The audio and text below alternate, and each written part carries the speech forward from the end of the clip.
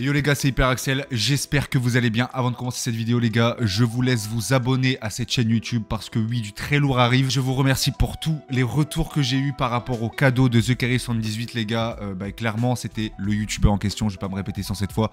Mais concrètement, je savais que c'était à cette personne-là qu'il fallait offrir ce masque. Pour l'anecdote les gars, je vais en recevoir un nouveau, moi aussi, cette fois-ci, pour pouvoir faire énormément de choses. Parce que oui, énormément de contenu arrive en termes de court-métrage, etc. Vous allez voir, vous allez kiffer très clairement. Et aujourd'hui les frérots, nous allons regarder des énergumènes ou alors des personnes qui ont perdu leur sang-froid parce que oui, à l'inverse, il y a beaucoup de personnes qui méritent des claques sur certaines parties d'airsoft. Attention les gars, faites en sorte de parler toujours aux organisateurs des terrains, etc.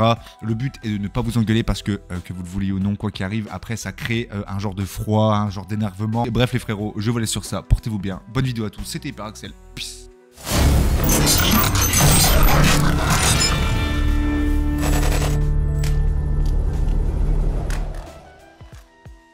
Bon alors les gars, on va commencer par une vidéo d'MS Squad qui littéralement, alors concrètement si je comprends bien la chose, c'est littéralement, du coup vous avez ce monsieur là qui était en fait en visuel spawn, c'est-à-dire que là le spawn est là et qu'apparemment visiblement il devait y avoir 2 entrées et 2 sorties pour le spawn. Alors concrètement, ce que je trouve un peu abusé moi c'est qu'il y a un spawn ici tu vois. Après je sais pas comment est desservi le terrain, si c'est que du CQB, mais en fait le truc c'est que quand tu arrives en plein rush et que tu cours, et que, parce que CQB, moi je cours énormément, et le truc c'est que si t'arrives devant le spawn, qu'est-ce que tu fais? Qu'est-ce que tu fais en fait, tu vois? Tu t'arrêtes de tirer puis t'attends, tu vois? C'est pas, tu vois, ça te... En fait, concrètement, ce qu'il faut faire, hein, mais le truc c'est que ça te déchauffe directement de ton action. Hein. Directement, ton action, elle est coupée en deux, hein, parce que si tu dois attendre, machin, au final, soit tu fais du spawn kill à 1 mètre de plus ou 1 mètre de moins, enfin, c'est, voilà, compliqué. Donc faut prendre tout ça en compte. Voilà. Oh, sa voix. Oh les waouh, oh les waouh, oh là là, ça commence. Bon, lui on voit qu'il garde son calme, super cool. On voit que ça doit être de l'orga ou je sais pas si c'est de l'orga mais concrètement ça a l'air d'être cool aussi. Le terrain a l'air d'être cool en plus, être propre. Eh ouais, t'es un peu comme ça. En fait le truc c'est ça, c'est qu'en fait le mec s'énerve là. Là le mec s'énerve, ok? Sauf que toi, si tu réenchaînes, c'est fini. Soit tu gardes comme lui l'a fait super bien ton calme, ton sang-froid, ton ce que tu veux, et tout se finit, tout se déroge, puis il se retrouve con comme un balai. En fait. Finalement, en fait, il va se retrouver con parce qu'il s'est énervé pour un truc de merde. Et après, quand il va réfléchir, il va penser à ça toute la journée, le mec limite. Bref. Et voilà, du coup, ne vous énervez pas, même si en face vous avez un golem qui fait le ouin-ouin, parce que concrètement, en fait, t'arrives devant le spawn, alors oui, t'as pas à spawn kill, mais à la fois, si t'es devant le spawn, alors concrètement qu'il attend ici, là-bas, là, ou ici, c'est la même chose, c'est du spawn kill. Donc voilà, c'est des choses à prendre en compte, c'est des facteurs à prendre en compte, et apparemment le terrain a l'air très propre. Voilà. Bon alors, on va continuer avec, du coup, W Fino. J'espère que je le dis bien. Et concrètement, donc c'est dans la team W là les gars, j'adore leur style de jeu, ils sont incroyables. Moi j'adore. Concrètement là, alors qu'est-ce qui se passe? Ok oui, donc ça joue sur la décale là. Concrètement c'est celui qui décale en premier. Dis-moi. Hop, touché, c'est bon. Ok. Donc là, là c'est tout, voilà. Tout devrait se finir concrètement, voilà, il l'a tué, il a eu quoi. Ok. Ah dans les dents, alors, organe de visible, pas dans les yeux. En gros. C'est pour ça que tu te fais toucher. Bah oui, bah moi aussi. Bah c'est normal. J'ai l'angle avant toi, Réfléchis, tu changes pas d'épaule, j'ai l'angle avant toi. Ouais, c'est la mauvaise foi là. Laisse parler, ça va. Ouais, je me parle de libanaise, qu'est-ce que tu me racontes? Ma crosse elle est sur mon épaule, hein. Elle est pas sur ma tête, hein. Ah, c'est du jamais vu. On m'a jamais dit ça, frère. Tu parles à moi, là? Ouais. Ouais. Tu parles pas avec tes potes, hein. Ça sert à rien.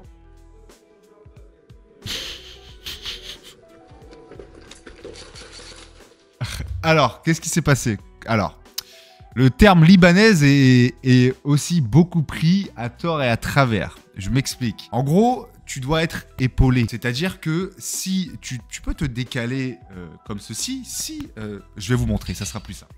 Petit cours. Là, j'utilise ma réplique. Tout se passe pour le mieux, ok? Donc attends, je vais mettre plus... Ah non, par là. Ouais, comme ça. Voilà. Là, Là, il n'y aura aucune libanaise comme ceci. Là, concrètement, bon, je vous le fais simple, hein, le mouvement est pas bon, mais tu vois, t'es comme ça, tu vois. Et là, t'es pas en libanaise, là, frérot.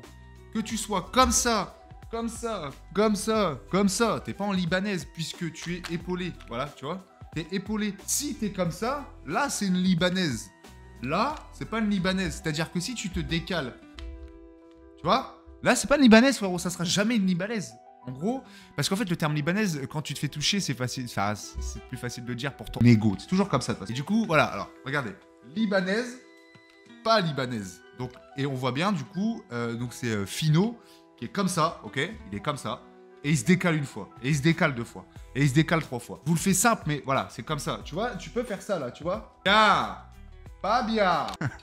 Et ensuite, les gars, on va finir du coup par un bon petit gros rage des familles où bon, il y a de l'insulte, etc. Et où du coup, là, on voit que quelqu'un enchérit, surenchérit, surenchérit, surenchérit, et que finalement, c'est le pire truc à faire.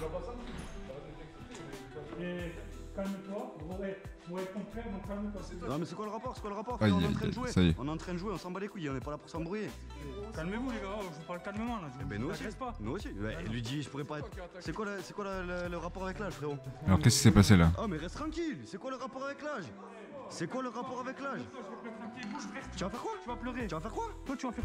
Spoil, alerte, quand un mec dit je vais te mettre un pied-bouche, il va rien faire du tout. Parce que sinon le mec l'aurait déjà fait depuis belle lurette. Voilà, fin de l'histoire. Tu vas faire quoi? Toi tu vas faire quoi gros? Tu me parles de pied-bouche, est-ce que je t'ai parlé de quoi?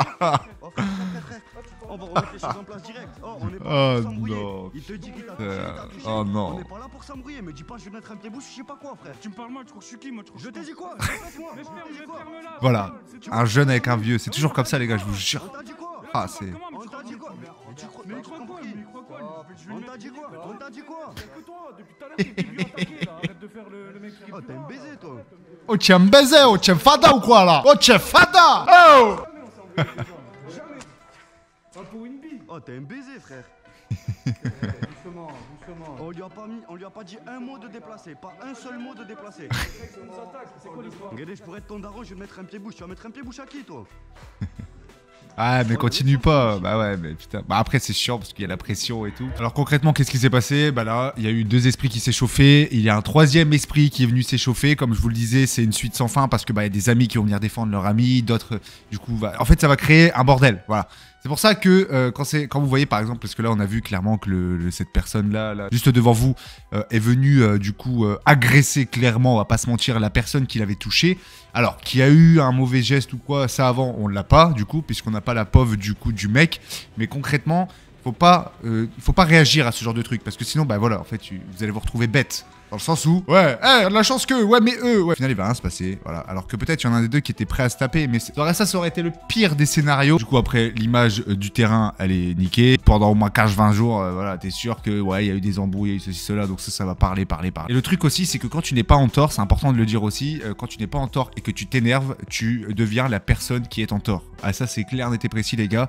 Vous êtes vu ensuite comme quelqu'un de rageux, même si vous êtes pas en tort dans la base. C'est pour ça que je vous dis, si vous restez calme, voilà, terminé, bonsoir. Au pire, tu vois que ça part en sucette et que t'as pas envie de te casser les bonbons avec un mec qui fait l'ancien, tu vas voir leur gars et il va gérer. Voilà, c'est son terrain. Si tu as envie de lui dire dégage, il dégage. Voilà, c'est tout. Enfin voilà les frérots, c'est la fin de cette partie 2 des rageux, des pleureuses ou à l'inverse, des mecs qui subissent des, si j'ose dire, mauvaises choses. N'hésitez pas à me dire en commentaire, n'hésitez pas à liker, à partager des avis constructifs. Dites-moi comment vous avez réagi, etc. Ça aurait pu être marrant. Encore une fois les gars, bon, derrière un écran, on va tous dire ouais, moi je l'aurais défoncé. Le but là, comme je vous dis, c'est de vous sensibiliser à zen, tranquille, parce que de toute façon, ça en fait, ça amène à rien de s'engueuler, surtout sur une partie d'airsoft. Parce qu'à part si ça part en couille tout de suite avec les mains, les poings, et ce que tu veux, ça partira pas en couille. Voilà. Si un mec commence à dire je vais te goumer, je vais te je sais pas quoi, il te passera rien du tout 99% du temps. Enfin voilà les frérots, c'était Hyperaxel. La partie 3 arrive. Moi je vous kiffe.